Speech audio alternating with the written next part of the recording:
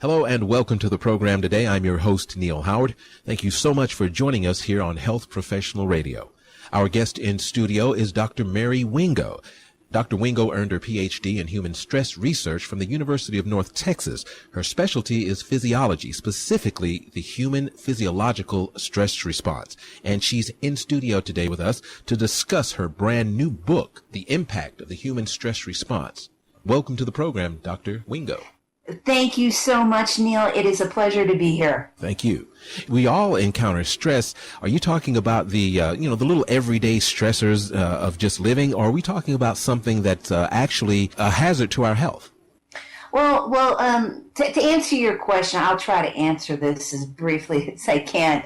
This is actually an examination on what the total contemporary thought of how the stress response works in general. We apply it to humans because that's what we're most interested in, but we're talking organisms in general. And so this is a very a deep overview that is basically when you put together 50 plus years of research, it sort of kind of sums up what is thought in general as far as human adaptation. You mentioned 50 plus years of research and experience. That right where I am. We're in a society that's seen basically an explosion in stress-related illnesses, yes. Even to the point of early death. Why do you think that we're seeing such an explosion here in our time? Well, this is what drove me to write the book. I actually didn't want to write the book, but I always kept up with this. So, I was always, what I would consider an academic who had knowledge in this. Mm-hmm. And I realized that none of my other colleagues were going to, they never wrote a book that just covered everything. And the reason why I did this is that we're at this point in society that, we got a lot of political upheaval, we got a lot of economic upheaval, social upheaval. But what does this all come down to? It comes down to humans that are stressed, and they're so stressed because the environment, for whatever reason, is so stressful that they're doing what they can to try to equalize and not succumb. Yes, there has been an explosion of stress-related illness, especially mental illness. And Neal, this bankrupting the world, basically. We're talking just dealing with preventable stress somewhere minimum of 5 trillion a year, and it could be 10, 12 trillion. Wow. Whereas gross world product is somewhere, 65, 70 trillion. So we're talking a huge chunk of our output is basically just going down the toilet, as well as the human suffering aspect. It's just going down the toilet. Now, nobody else was addressing this, so I was sort of impelled to do so. The Affordable Care Act, most of that entire undertaking was about cost. They call it the Affordable Care Act. You're talking about trillions of dollars to treat illnesses that are directly related to stress, and then they turn into something else. So it seems like a never-ending circle. Is there anything that you offer in your book to help us to cope? Yes. And again, it's these are rather. Actually, they're pretty obvious, but I wanted to give a vocabulary to the general average person because we scientists tend to speak in ways that nobody understands. And since the public is paying for a lot of this research through tax dollars, directly or indirectly, I figure that they deserve to know.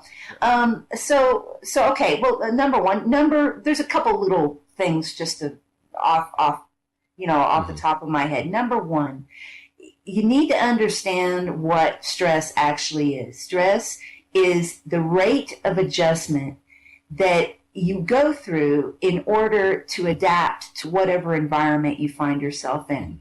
There's two aspects. You've got the environment, and then you've actually got the organism itself. Okay, so one can affect the other. Okay. So it's not just all personal agency of the human. I mean, if you have a toxic environment, then all the mindfulness meditation in the world is not gonna repair that. So I look at this at a complete like chemical, physical, and of course psychological aspect. And another thing. So So to answer your question. Number one is to not pile on too many stresses. Understand what it is. You read my book, there are 5 aspects. There's 5 causes in the modernized world that cause the most amount of damage. Just get to know those. You can go to my website. You can get to know those. They're everywhere. And do really be mindful of what you're piling on, because the stress response mechanism works in a fashion that is additive, okay? So if you add one sort of stressor, like for instance, and it's not always a negative thing. So say you get married and then your mother dies and then you change jobs and then you have to move residence, okay? So you're just talking a lot of adjustment there, good and bad. Okay, we start piling these things on too quickly after one another. That is when you get the highest risk of some sort of disease popping up. Is it more important to control the stress or to prevent the stress, or is it a combination of the two, or is there one or the other? How does that? Yeah. It's whatever you can do to lessen or attenuate your exposure to stress. Now this is usually, usually humans right now, we're overexposed for, again, these 5 specific reasons. And another thing that one can do is sit down, literally, and this could take weeks to do. And using these 5 categories I have, make a list of every single stressor that they have in their own life. Okay, like literally. Okay, like for instance, I multitask. At least 12 times a day. That type of list. I endure an hour and a half of traffic every day. I endure a very hostile work environment. 9-10 hours a day. Okay, so you start writing this all down, okay? And it could be a list in the hundreds, okay? So this could take weeks. And then you look at this and it's like, okay, it's like making a budget, like a food diary or a budget so you can control your spending. You just make this list and you go through and say, okay, out with that, out with this, out with, this. And if you need like the help of a support group or like a therapist, you could have someone like that help you be accountable like you would in other types of cognitive behavioral therapies. So basically, because oftentimes we can't escape the stressors. Just the act of going to work, having a job is a stressor in itself. So I guess controlling the stress and shifting the way that we react to it, is that something that the impact of the human stress response addresses? Well, yeah. Let me put something in perspective. Okay, so say for instance you have a job, okay, that is a very hostile work environment. Okay, now one way to address that is to make all areas outside your life, outside that job, more simple and less stressful. Okay. So for instance, if you have a stressful job and then you go home to relational problems at home, okay, that's just gonna cause you early heart disease. Or you go home with massive amounts of debts and just tons and tons of bills that need to be paid that can't be paid. Okay, so it's other parts of your life that you have to really, really simplify. But you look at this and it's like, well, should spending 9-10 hours of my life be so miserable? And it hasn't always been like this. Work, the state of labor was actually in a tolerable way, not so far into the past. It was actually enjoyable for many people to go to work. and create a middle class lifestyle. But you have to really, when you're at a very stressful job, for instance, you have to really understand the statistics on how just exposure to this constant stress, continual stress, is going to very likely take off years off your life. Yeah. It's going to possibly make you disabled. It's a very, very common cause of disability in the modernized world. And it could bankrupt your family.